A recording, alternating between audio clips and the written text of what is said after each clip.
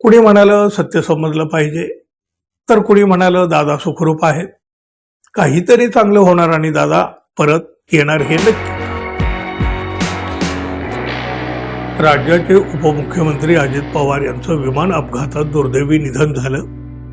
डोळ्यात एकच घडलेली ही घटना आहे. त्यांच्या विमानाचा अपघात झाला की तो घातपात झाला असेही प्रश्न विचारले गेले, अजूनही विचारले जातात. अजूनही तो संशय अनेकांच्या मनामध्ये आहे. पण अजितदादा गेले हे तर सत्य आहे. अजितदादा यांच्यावर अंत्यसंस्कार झाले, धार्मिक विधी झाले. या दुर्दैवी घटनेला आता 8 दिवस होऊनही गेलेले आहेत. पण तरी सुद्धा अजितदादा गेलेलेच नाहीत, ते आजही जिवंत आहेत. लवकरच अजितदादा समोर येतील आणि पत्रकार परिषद घेतील. अजितदादांच्या सुरक्षेला धोका होता म्हणून त्यांनीच हा सगळा प्लॅन केलेला आहे, अशा प्रकारचे दावे अजूनही सोशल मीडियावरून केले जात आहेत. अजितदादांचं जाणं हे विश्वास न बसण्यासारखंच आहे, पण तरीही ते सत्य तर आहे ना, आणि हेच सत्य मानायला सोशल मीडिया अजूनही तयार नाही. अजितदादा गेल्यानंतर सोशल मीडियावरून त्यांचे अनेक व्हिडिओ व्हायरल झाले. यामध्ये आजही अजितदादा जिवंत असल्याचे दावे केले जात आहेत. काही जणांनी तर हा अपघात नसून घातपात आहे अशी भीती सुद्धा व्यक्त केलेली आहे. व्हिडिओच्या कमेंटमध्ये वापरकर्त्याकडून वेगळेच दावे करण्यात आलेले आहेत.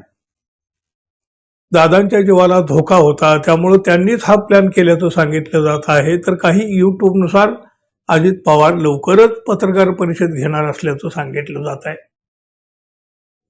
अजित पवार पुन्हा आले तर महाराष्ट्र आनंदी होईल. यूट्यूब आणि इंस्टाग्रामवर अशा प्रकारचे शेकडो व्हिडिओ तयार केले जात आहेत आणि त्यामध्ये अजितदादांच्या अपघाताबद्दल अनेक सवाल उपस्थित केले गेले आहेत. एकानं तर म्हटलं, एक सकाळ अशी असेल अजितदादा पवार हे जिवंत आहेत, त्यांच्या जीवाला धोका होता म्हणून समजलं तेव्हाच हा प्लॅन दादांनीच रचला आणि आपल्यासोबत असलेल्या 5 जणांना घेऊन ते बाहेर पडले. बेवारस डेड बॉडी विमानात ठेवल्या आणि विमान अपघात दाखवला. त्यावर एकानं असंच व्हावं असं म्हटलं, पण लगेच दुसऱ्यानं प्रश्न विचारला, मग विमान कोण चालवत होतं? कुणी म्हणालं सत्य समजलं पाहिजे, तर कुणी म्हणालं दादा सुखरूप आहेत, काहीतरी चांगलं होणार आणि दादा परत येणार हे नक्की. दादा कमिंग सून. अशा प्रकारच्या अनेक आशादायी प्रतिक्रिया सोशल मीडियावर उमटलेल्या आहेत. ही बातमी खरी असो, देवाचरणी प्रार्थना करतो असंही कोणी सोशल मीडियावर म्हटलं आहे. त्यामुळं अजितदादा आपल्यातून निघून गेले त्यावर अजूनही अनेक जण विश्वास ठेवायला तयार नाहीत. सत्य स्वीकारायला त्यांचं मन सुद्धा तयार होत नाही. होईल तरी कसं? जनतेतला माणूस, कामाचा माणूस असा अचानक निघून गेला. त्यांच्या जाण्यानं नेते ढसाढसा रडले, कार्यकर्ते ओक्साबोक्शी रडले. दादा गेले, पण त्यांच्यात गुंतलेला जीव मात्र तसाच राहिला. दादा आपल्यातून निघून गेले ते अनेकांच्या मनाला अजूनही पटत नाही. सत्य घटनेवर विश्वास बसायला तयार नाही.